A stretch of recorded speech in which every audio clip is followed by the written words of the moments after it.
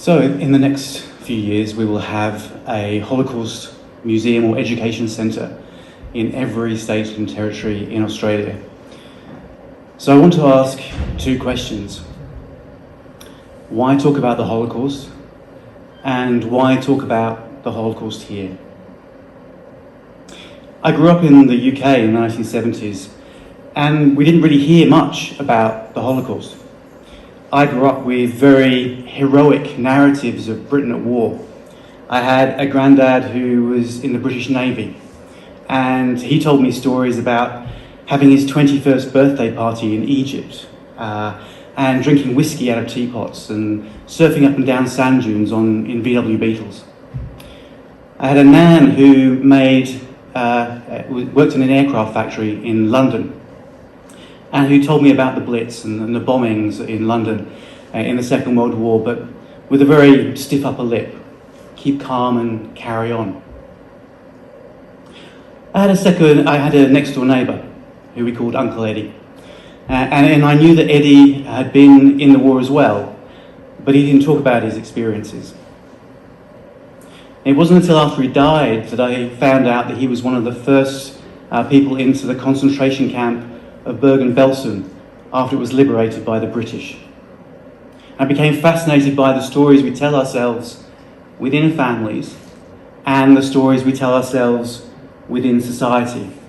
And also, where do we tell those stories? We tell them through museums and memorials.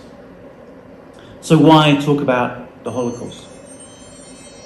Often it seems that it happened a long time ago in a place far, far away.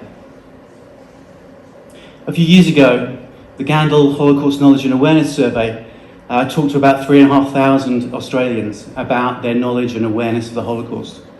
And the knowledge of the Holocaust was fairly mixed, but comparable with similar surveys in other countries. But one of the really interesting things about the survey was that those who'd been to Holocaust museums or who had taken part in specific Holocaust education programs were much more likely to have warmer or pro-social views towards all minorities, Jews, First Nations, Muslims. We need to talk about the Holocaust. But why do we need to talk about the Holocaust here? One of the other things that the survey found is that Australians don't really know very much about the connections between the Holocaust and Australian history and identity. We need to talk about the Holocaust here. We need to talk about the Evian Conference, which happened in France in 1938, where the Allies came together to talk about the Jewish refugee crisis. And apart from the Dominican Republic, no country took more Jewish refugees, including Australia, whose representative, Colonel T.E. White, said, "We don't have a racial problem in Australia, and we don't want to import one." In the 1930s, in Australia. We need to talk about the Holocaust here. We need to talk about the Indigenous leader, William Cooper, a Yorta Yorta man who did amazing work for Indigenous rights. But in 1938, he led a protest to the German consulate in Melbourne to protest against what was happening to the Jews of Europe. We need to talk about the Holocaust here. We need to talk about the Glazier family, a Jewish family from Vienna who saw the writing on the wall in the late 1930s and were trying to get out. And they knew they had a relative in Australia whose second name was Bora. So they went to the British consulate and they found the addresses of all the Boras that they could find in Australia, and they wrote to all of them, "Please help us."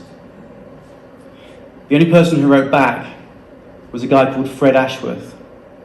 Now, Fred Ashworth wasn't a Bora, but he owned the Bora and White Ant Extermination Company, a termite company.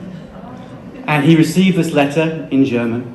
He got it translated, and he used his connections to write to the Glaziers in Vienna and say, "I'll be your family. I'll sponsor you." And they came to Australia. We need to talk about the Holocaust here.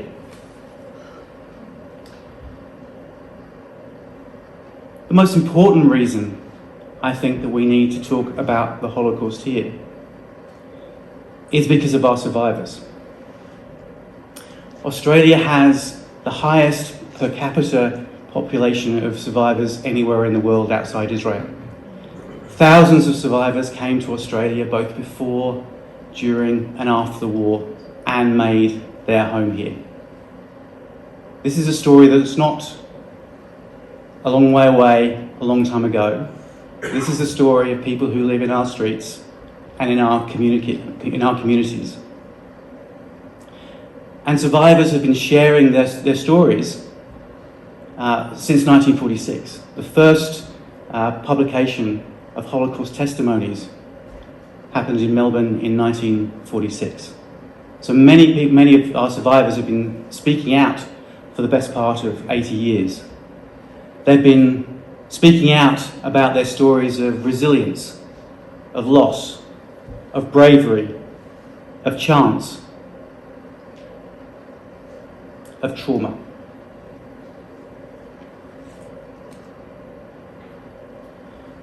By reflecting on their experiences, by listening to their voices, we can perhaps begin to build a society without racism, without hatred,